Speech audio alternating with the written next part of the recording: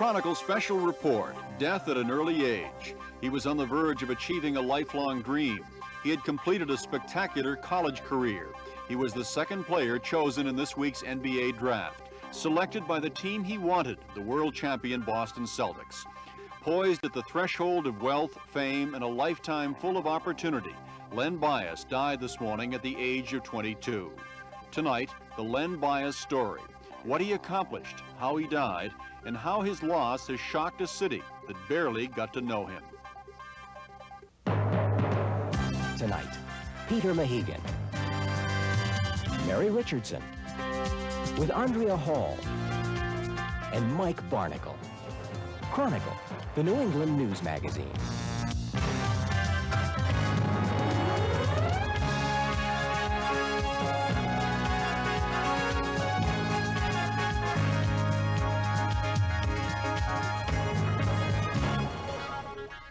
Good evening. Mary Richardson is off tonight, and Andrea Hall joins me at the anchor desk.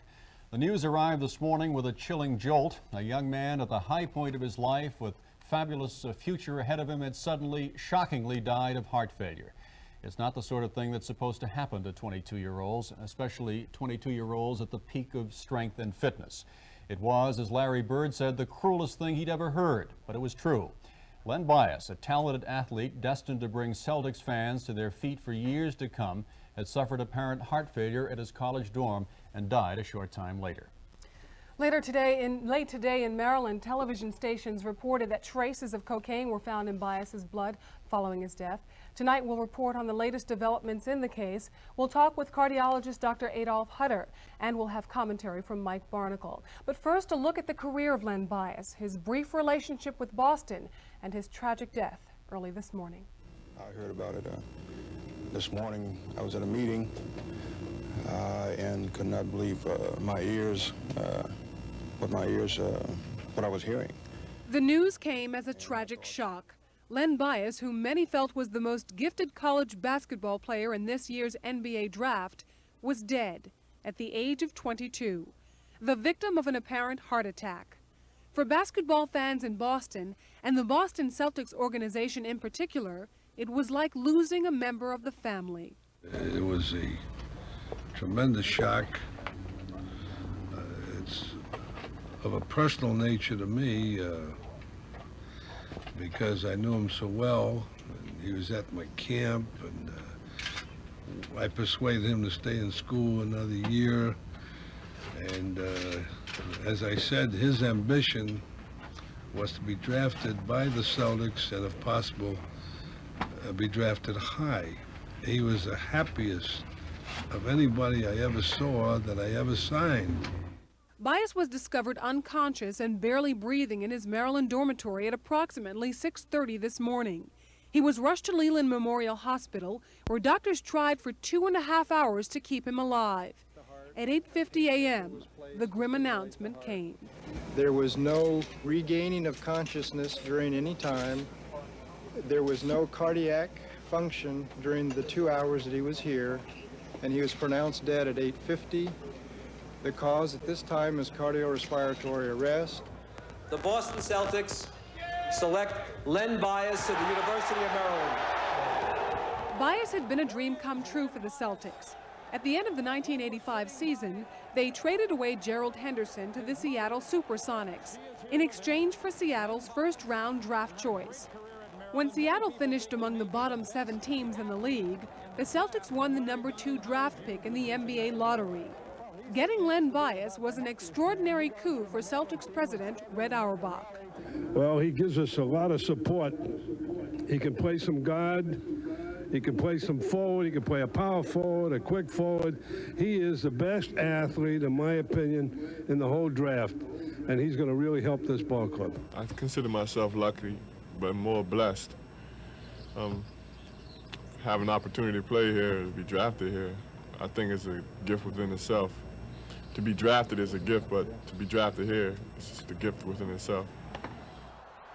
A gifted shooter and passer, he could explode on the court, making things happen the way few ball players can. During his 4 years at Maryland, he averaged 23 points a game, while electrifying the hometown crowd night after night with his pistol shooting and gutsy play. Bias had grown up in nearby Washington and had been a fan of the Maryland team since his childhood, when he used to accompany his uncle to the games to sell ice cream. I used to come in and get my ice cream, and I used to use my ice cream box as a ticket to get me down the floor. I used to go downstairs and go down the steps and just sit right behind the bench and watch the guys play.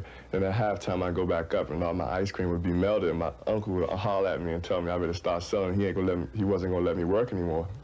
Today on the Maryland campus, where Bias had spent his college years, the mood was one of disbelief. I came on out to see, just what was going on, and, they told me what happened. I find it real hard to believe, I don't have no more comment. He was a good guy. It was a lot of fun. He was a personal friend. I mean, I wanted to know just what was going on. I just couldn't believe it. The details of Len Bias's death will take days to learn. Early last evening, Bias attended a celebrity function in Cambridge, sponsored by the Reebok sneaker company. Bias had just signed a contract with Reebok. A Chronicle crew was there and taped what is believed to be the last television footage taken of Bias. Later last night, Bias returned to his Maryland dormitory where he attended a party in his honor.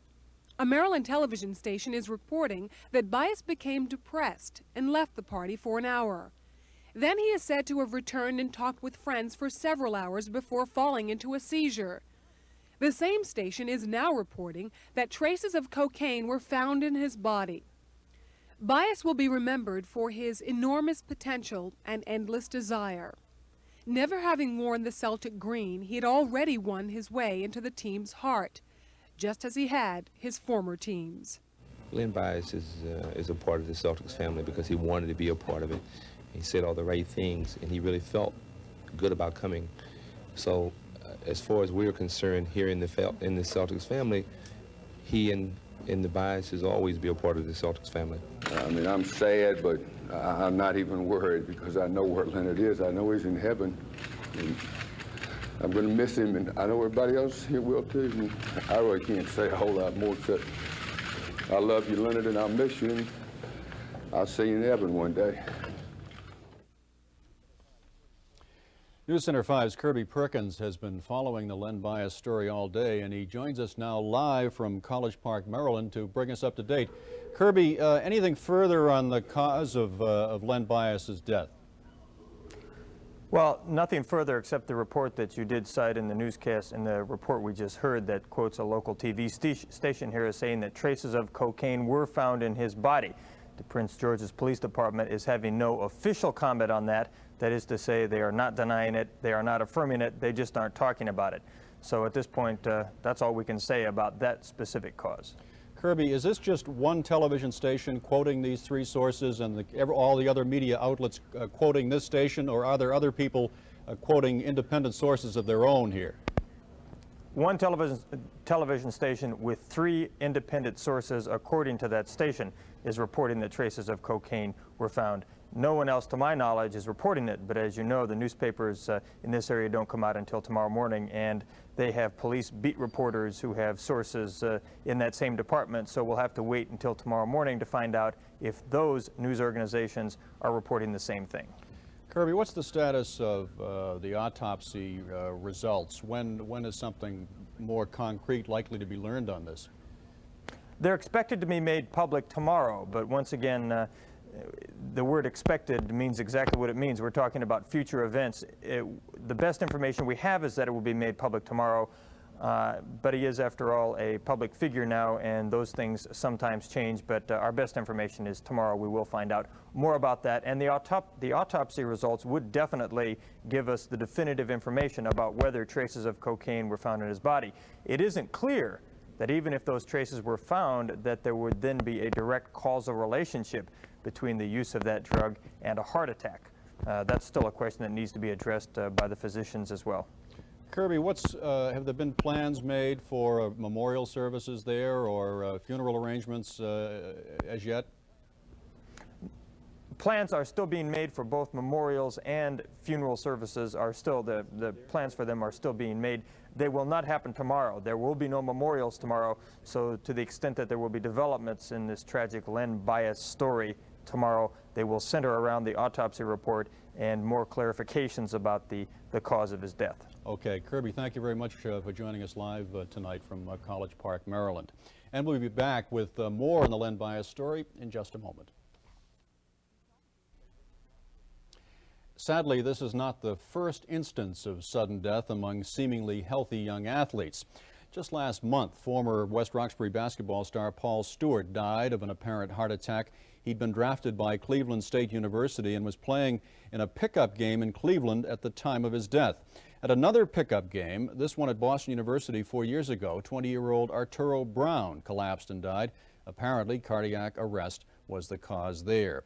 And running guru and fitness expert Jim Fix also died of heart problems. And in January of this year, Flo Hyman, the best American women volleyball player ever, passed out on the court. At first, the star of the U.S. Olympic team was thought to have died of a heart attack, but an autopsy proved Hyman was killed by Marfan syndrome, a condition that often occurs among tall, lanky people, at least most often occurs among them, such as volleyball and basketball players. Joining us now live to talk more about this is Dr. Adolph Hutter. He is team cardiologist for the New England Patriots and the Boston Bruins. Dr. Hutter, let's talk first of all about this syndrome that we referred to, Marfan syndrome. Any possibility that this might have been involved in Len Bias's death, in your view? Well, Peter, Marfan syndrome is a clinical syndrome, and you described it very accurately. It's usually seen in tall, lanky people, have loose joints. They can hyperextend their fingers. They have long arms, etc. He doesn't look, I've never seen him personally, but on the television, he doesn't look like the clinical manifestation of Marfan syndrome. Marfan syndrome is associated with a looseness of the connective tissue that holds the heart valves together, that holds the big vessel, the aorta that comes off of the heart, the major heart itself, holds all this together. And if it's loose, sometimes that aorta can tear and cause a leak of blood into the chest cavity or back into the heart. Sometimes it can cause a leak of one of the valves called the mitral valve. This is the phenomenon when you say somebody dies of Marfan syndrome, they probably died of a tear of one of these tissues. Dr. Hutter, the reports that cocaine was found in Bias's blood, what's the likelihood of cocaine causing heart failure and then, of course, death? Well, first of all, cocaine certainly can cause death. There's no question about that. I've heard the comments about trace elements, and I don't think anybody's in a position to say whether or not there was a significant involvement there. But just on general principles, cocaine by an overdose can cause death because it totally paralyzes the respiratory system and the cardiac system. And like any other narcotic, you can die of an overdose of cocaine. But there have also been instances in young, healthy people dying suddenly of cocaine without overdose. Now, we don't have all the details as to why that particular person and not somebody else, but it can occur. It's a very dangerous drug, and our young people ought to understand that. Could this occur in a case of, let's say, just simple experimentation as opposed to somebody who perhaps was using it sporadically? Well, you know, I don't think we have all the answers on that, to tell you the truth. And what I should say is, and get back to this element of sudden death, heart failure we use to sort of a weak heart muscle. Len Bias died what we would call a sudden death. And that's a very common cause of death in our country. 400,000 sudden deaths a year from cardiac causes. Now, most of these are in older people, and most of that problem is due to blockage of the coronary arteries. That is the obstruction, the coronary artery disease, the thing that does cause a heart attack. That is, if it shuts off the blood flow enough, it can kill heart muscle. And when it happens with young people? In a younger person's sudden death, it's much more likely to be a heart muscle problem or a particular valve problem. Now, the heart muscle problem that we worry about, particularly in athletes, is usually one which causes an abnormal thickening of the heart muscle. It's called idiopathic hypertrophy. Tough word even for a physician. Let me just ask you whether better screening is in order for high school and college athletes. We've seen these cardiac problems cropping up. Should there be perhaps routine EKG testing done? Well, that's a very good question. In general, you can pick up the manifestations of this heart muscle problem or the valve abnormality that can be associated with these dangerous heart rhythms that leads to sudden death with a good examination. Clinical examination, listening to certain types of murmurs and differentiating abnormal versus normal murmurs. Certainly an electrocardiogram, I think, should be done at a certain level. I don't think it's necessary as a routine screen for high school athletics to do an electrocardiogram. Okay. We obviously do it with all the Bruins and the Patriots as part of the evaluation. Dr. Herta, thank you very much for being with us. Thank you. Coming up next, we'll hear more from Celtics General Manager Jan Volk. Stay with us. Celtics General Manager Jan Volk told me late today that Len Bias's death had not yet sunk in, that the shock was too great. The Celtics General Manager said that Len Bias had actually passed 3 physicals in recent weeks, one done by the Celtics, another by Golden State, a third by the Knicks, physicals that apparently, presumably included blood tests. Volk said the team had been interested in Len Bias for several years and in fact had offered advice to his family last year. I became more focused on him probably a little over a year ago when Red Auerbach was asked by his family if he would talk to them and counsel them to some degree as to whether or not he should forego his senior year of college to turn pro. And Red's advice at that time was that it was probably best for him to continue in school and come out in this year's draft, which was his senior year. It wasn't entirely clear, though, that you were going to draft him, was it? When did you decide? When was the decision made? Well, the decision was, it was an evolutionary process, and what happened with us is that we had individually considered a number of different players, primarily 4 players in the last couple of weeks, and individually Red and Jimmy Rogers and Casey Jones and Ed Badger and Rick Weitzman and Chris Ford and myself had discussed this for a period of time, but we decided that we would meet on Monday after having gotten all the information together and allowed ourselves to evaluate it individually. And we met on Monday. It took about 3 minutes. Individually, we had all reached the same conclusion that Len Bias was the player for us. What can you say about Len Bias's potential as a basketball player? Well, that's why we drafted him. I think it's implicit in drafting him number 2, the second pick in the country, that we thought he was a great player who had almost limitless potential. What about Len Bias as a human being? That was that didn't go unnoticed as far as we were concerned either. When we brought him in about 3 weeks ago to talk with him, because we had talked with him before, but we wanted to see how he felt about being a Boston Celtics, what he felt about the likelihood that he wouldn't get immediate playing time and the likelihood that he would not get a big salary to start with and so forth. We were very impressed with the reactions we got, which were just exactly what you would want for a Boston Celtic, and he fit the mold perfectly at that point. I do recall, though, the first at the end of the first visit, after being here 2 days, and I asked him as he was leaving if he enjoyed his stay in Boston, and I was shaking hands with him at the time, and he looked me square in the eye when I asked him if he enjoyed his stay in Boston. He said, very much. He said, please draft me. I don't think I've ever had anybody do that, and that made a very significant impression. Yeah. What's been the impact of this tragedy, Jan, on the Celtics as an organization? It's incredibly tragic. It's incredibly sad.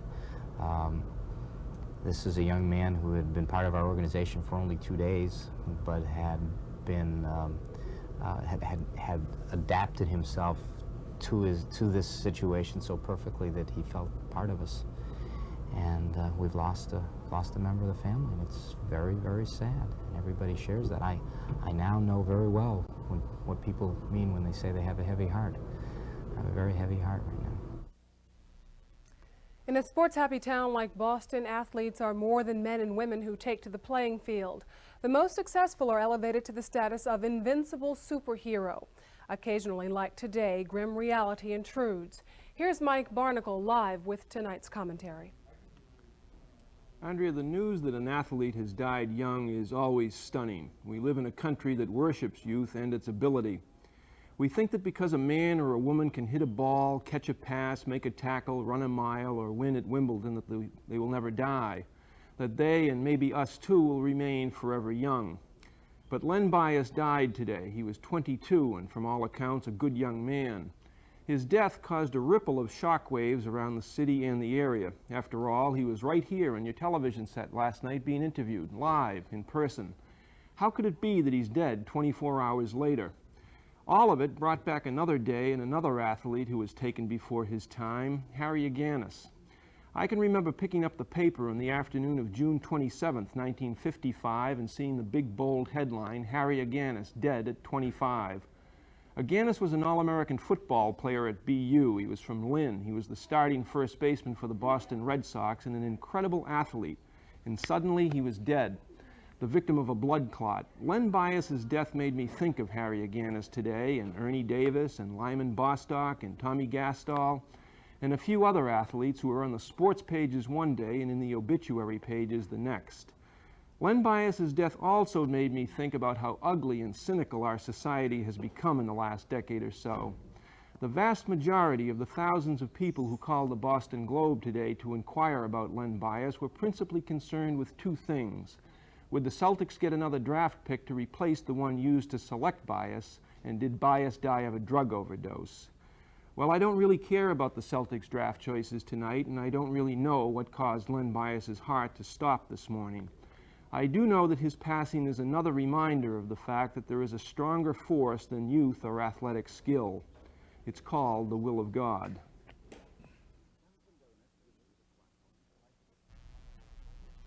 That is it for tonight's edition of Chronicle. The program originally scheduled for tonight on Boston's Arab American community has been rescheduled for July the 1st.